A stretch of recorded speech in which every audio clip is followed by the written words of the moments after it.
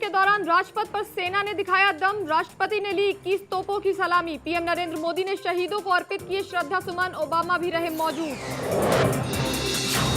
हरियाणा में धूमधाम से मनाया गया 66वां गणतंत्र दिवस। राज्यपाल और मुख्यमंत्री ने फहराया तिरंगा। शहीदों को किया नमन। बेटी बचाओ बेटी पढ़ाओ का नारा किया बुलंद।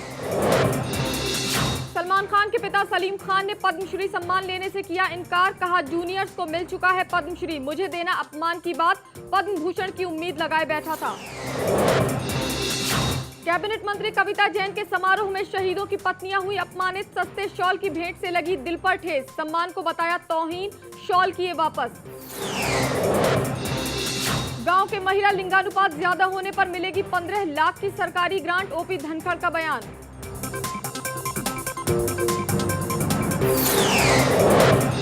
विवादास्पद फिल्म मैसेंजर ऑफ गॉड 13 फरवरी को होगी रिलीज। डेरा प्रमुख गुरमीत राम रहीम ने किया ऐलान।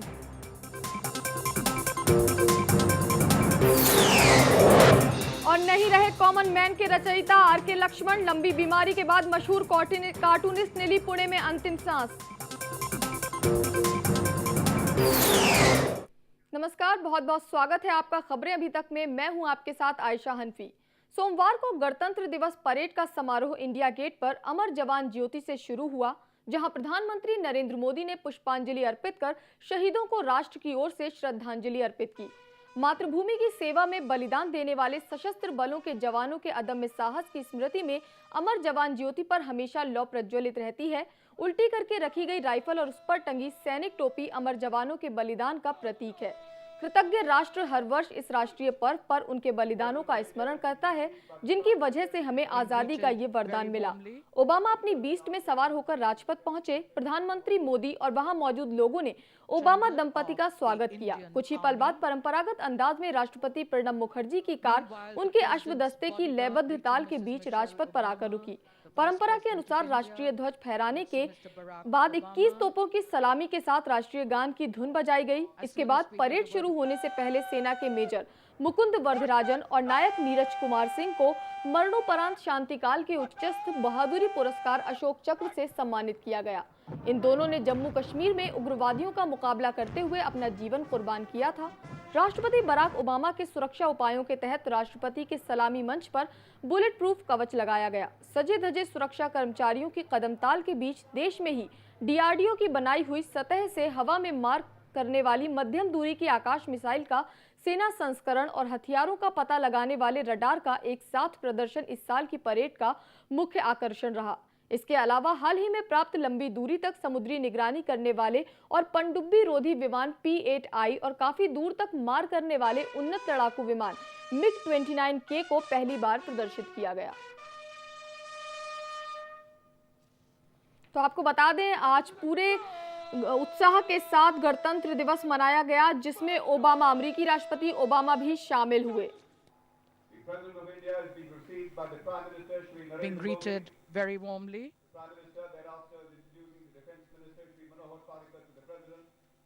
Chandar of the Indian Army.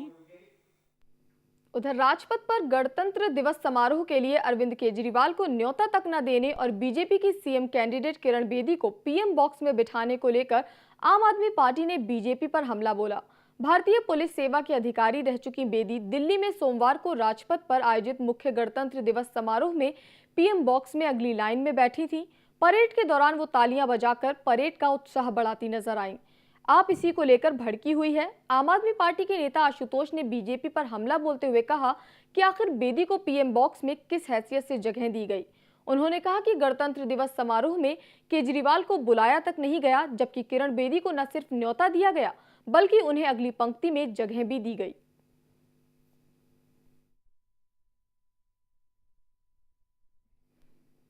उधर भारत और अमेरिका की ओर से रविवार को एशिया पैसिफिक और हिंद महासागर क्षेत्र के लिए जारी किए गए साझा सामरिक दृष्टिकोण से चीन भड़क सकता है। गौरतलब है कि 4 महीने पहले दक्षिण चीन सागर पर दोनों देशों के साझे बयान पर भी चीन ने आपत्ति दर्ज कराई थी। पिछले साल सितंबर में बराक ओबामा और नरेंद्र मोदी के बीच पहली द्विपक्षीय वार्ता के बाद जारी किए गए साझे बयान में समुद्री इलाकों के विवाद पर बढ़ते तनाव के संबंध में चिंता जताई गई थी। इस बार भी दोनों देशों ने साझा सामरिक दृष्टिकोण के जरिए वही बात दोहराई है। पश्चिम बंगाल की मुख्यमंत्री ममता बनर्जी ने कहा कि अमिताभ बच्चन के लिए पद्म विभूषण पुरस्कार काफी नहीं है, उन्हें देश के सर्वोच्च नागरिक सम्मान भारत रत्न से नवाजा जाना चाहिए। ममता ने अमिताभ की जमकर तारीफ भी की। उन्होंने कहा कि बच्चन अपने जीवन काल में ही तमाम लोगों के लिए मिसाल बन गए, उन्हें पद्म विभूषण दिया जाना काफी नहीं है। अमिताभ बच्चन भारत रत्न पाने के हकदार हैं। इस गणतंत्र दिवस के मौके पर दो एक्टर्स दिलीप कुमार और अमिताभ बच्चन को पद्म विभूषण पुरस्कार दिए जाने की घोषणा की गई है। वहीं अमिताभ ने इस मौके पर कहा कि पद्म विभूषण पुरस्कार की घोषणा से वो अभिभूत हैं। अमिताभ ने कहा कि आभार प्रकट करने के लिए उनके पास शब्द नहीं है। बच्चन को पद्मश्री और पद्म भूषण से पहले ही नवाजा जा चुका है। उन्होंने अपने ब्लॉग में कहा, भारत सरकार ने मुझे देश के सर्वोच्च पद्म से नवाजने का फैसला किया है। उन्होंने लिखा, मेरे पास आभार प्रकट करने के लिए कोई शब्द नहीं है और मैं लोगों की दरियादिली से अभिभूत हूं।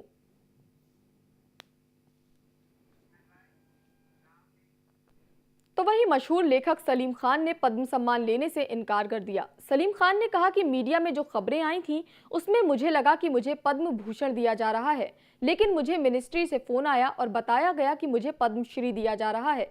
मेरे सहयोगी जावेद अख्तर को पद्म भूषण और पद्मश्री दोनों दिए जा चुके हैं। इतने सालों बाद सरकार को मेरी याद आई, पर वो भी पद्मश्री के लिए।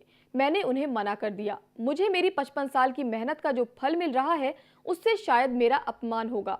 जावेद और मैंने 22 साल तक साथ काम किया, एक को सम्मान मिल चुका है और मैं तो अब तक इंतजार कर रहा था, लेकिन पद्मश्री के लिए नहीं। फिल्म इंडस्ट्री में लेखक सलीम जावेद की जोड़ी मशहूर रही है। दोनों ने एक के बाद एक सीता और गीता, शोले, दीवार, जंजीर और डॉन जैसी 11 हिट फिल्में दी।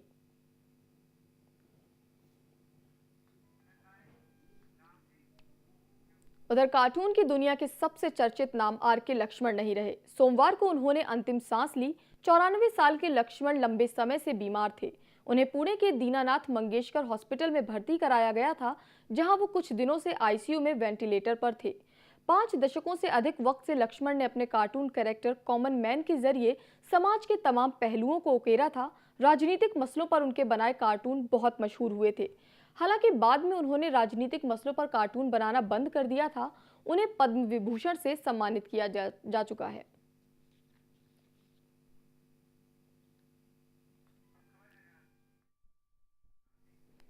अब रुख करेंगे हरियाणा की खबरों का। सोमवार को जहां पूरे देश में 66वां गणतंत्र दिवस धूमधाम से मनाया गया, वहीं करनाल में भी हरियाणा के राज्यपाल कप्तान सिंह सोलंकी ने कर्ण स्टेडियम में तिरंगा फहराया। इस मौके पर राज्यपाल ने परेड की सलामी भी ली और देश के शहीदों के बलिदान को याद किया। राज्यपाल ने प्रदेशवासियों को गणतंत्र दिवस की शुभकामनाएं दी और बेटी बचाओ बेटी पढ़ाओ के नारे को जीवन में अपनाने और कन्या भ्रूण हत्या जैसे कलंक को मिटाने की अपील की। इस अवसर पर राज्यपाल ने सामाजिक और सरकारी कार्यों में उल्लेखनीय योगदान करने वाले व्यक्तियों को सम्मानित भी किया। कार्यक्रम के दौरान भव्य परेड का आयोजन किया गया, जिसमें विभिन्न संस्थाओं ने सुंदर झांकियां निकाली और स्कूली बच्चों ने रंगारंग कार्यक्रम पेश किए। आगे बढ़ते हुए 66वें गणतंत्र दिवस के अवसर पर मैं आप सबको पूर्ण मनोयोग से अपने अंतःकरण से हार्दिक बधाई और शुभकामनाएं प्रेषित करता हूं। आज का दिन हमारे देश के इतिहास में वह महान दिन है जब हमने दुनिया के सबसे बड़े लोकतंत्र का नागरिक होने का गौरव पाया। यह गणतंत्र हमें राष्ट्रीय स्वतंत्रता संग्राम में किए गए लंबे संघर्ष के फलस्वरूप प्राप्त हुआ है। इसलिए गणतंत्र दिवस से आजादी के आंदोलन की हमारी अनेकानेक यादें जुड़ी हुई हैं। उस संघर्ष में अनेक कुर्बानियां दी गई। उधर हरियाणा के मुख्यमंत्री मनोहर लाल खट्टर ने कैथल में तिरंगा फहराया और पुलिस कर्मचारियों से सलामी ली। इस मौके पर राज्य के 16 विभागों ने झांकियां प्रस्तुत की, जिसमें प्रथम पुरस्कार जिला महिला पुलिस कैथल की टुकड़ी को दिया गया। द्वितीय पुरस्कार हरियाणा पुलिस एकेडमी मधुबन की टुकड़ी को दिया गया। वहीं तृतीय पुरस्कार NCC division RKSD college Kaithal को मिला। राज्यपाल ने हरियाणा पुलिस को 500 नई मोटरसाइकिल देने के आदेश दिए। उन्होंने पीटी और मोटरसाइकिल करतब करने वाले पुलिस कर्मचारियों को 1-1 लाख रुपए की राशि देने की भी घोषणा की।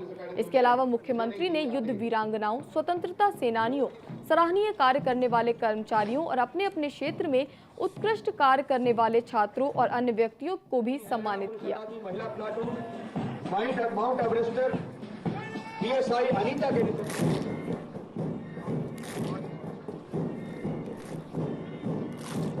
गरीब से गरीब व्यक्ति की बैंक तक पहुंच हुई है। इतने कम समय में देश भर में 11 करोड़ से अधिक गरीब लोगों के बैंक खाते खुलवाना एक बहुत बड़ी उपलब्धि है। जीरो बैलेंस पर खाते खोले गए हैं। खाताधारी को 1 लाख रुपए का दुर्घटना बीमा भी किया जाता है। मुझे ये बताते हुए बड़ी खुशी हो रही है कि हरियाणा ने जनधन योजना के अंतर्गत 100% लक्ष्य हासिल किया है। माननीय प्रधानमंत्री श्री नरेंद्र मोदी जी ने मेक इंडिया कार्यक्रम देश और दुनिया के सामने रखा है। इस कार्यक्रम से औद्योगिकरण को बढ़ावा मिलेगा। इससे भारत दुनिया के मैन्युफैक्चरिंग हब के रूप में विकसित होगा। युवाओं के लिए रोजगार के नए नए द्वार खुलेंगे और देश की अर्थव्यवस्था सुदृढ़ होगी। अगली खबर भिवानी से, जहां गणतंत्र दिवस हर्ष और उल्लास के साथ मनाया गया। इस अवसर पर सामाजिक न्याय और अधिकारिता राज्य मंत्री कृष्ण कुमार बेदी ने बतौर मुख्य अतिथि शिरकत की। उन्होंने ध्वजारोहण किया और परेड की सलामी ली। बेदी ने इस मौके पर बेटियों को शिक्षा देने की बात कही।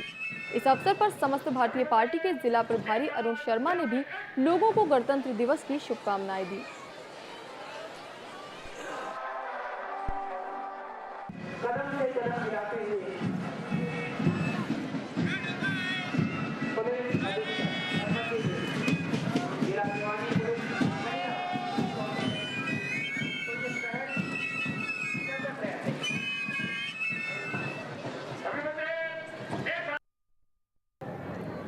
ये हरियाणा प्रदेश व्यापारी, कर्मचारी, किसान, मजदूर, छत्तीस बिरादरी का प्रदेश है। इस अवसर पर मैं हरियाणा के सभी लोगों से एक ही अपील करता हूँ कि बेटी बचाओ और बेटी पढ़ाओ। गणतंत्र दिवस देश के गौरव का प्रतीक है और गणतंत्र दिवस के माध्यम से राजपथ पे पूरा हिंदुस्तान अपने शौर्य का, अपने एकता का, अखंडता का पूरी दुनिया भर को संदेश देता है। मैं सभी प्रदेशवासियों को, देशवासियों को, समस्त भारतीय पार्टी की तरफ से गणतंत्र दिवस की बहुत बहुत शुभकामनाएं देना चाहता हूं। और इसके साथ ही हमें ये भी ध्यान रखना चाहिए कि इस गणतंत्र दिवस के पीछे, इस तिरंगे के पीछे लाखों करोड़ों लोगों ने अपने बलिदान दिए हैं। हमें उन्हें भी नहीं भूलना चाहिए। हम उनको भी अपने श्रद्धासुमन अर्पित करें। उधर पूरे प्रदेश में गणतंत्र दिवस खूब धूमधाम से मनाया गया। पंचकुला में वित्त मंत्री कैप्टन अभिमन्यु ने परेड ग्राउंड सेक्टर 5 में आयोजित समारोह में ध्वजारोहण किया और परेड की सलामी ली। गणतंत्र दिवस पर उन्होंने सभी को हार्दिक बधाई दी और शुभकामनाएं दी, साथ ही शहीदों को श्रद्धांजलि दी। वहीं रोहतक में कृषि मंत्री ओम प्रकाश धनखड़ ने तिरंगा फहराया और परेड की सलामी ली। इस मौके पर उन्होंने शहीदों और स्वतंत्रता सेनानियों को नमन किया। अपने संबोधन में कृषि मंत्री ने हरियाणा में समान विकास का मुद्दा भी उठाया और पिछली सरकार को निशाने पर लिया।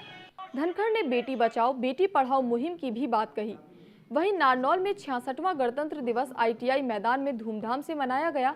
इस मौके पर बतौर मुख्य अतिथि पहुंचे हरियाणा के कैबिनेट मंत्री राव नरबीर सिंह ने ध्वजारोहण किया और परेड की सलामी ली। उन्होंने अपने संबोधन में कहा कि देश उन्नति की राह पर चल पड़ा है। इस मौके पर स्कूली छात्र छात्राओं ने सांस्कृतिक कार्यक्रम और झांकियां पेश की।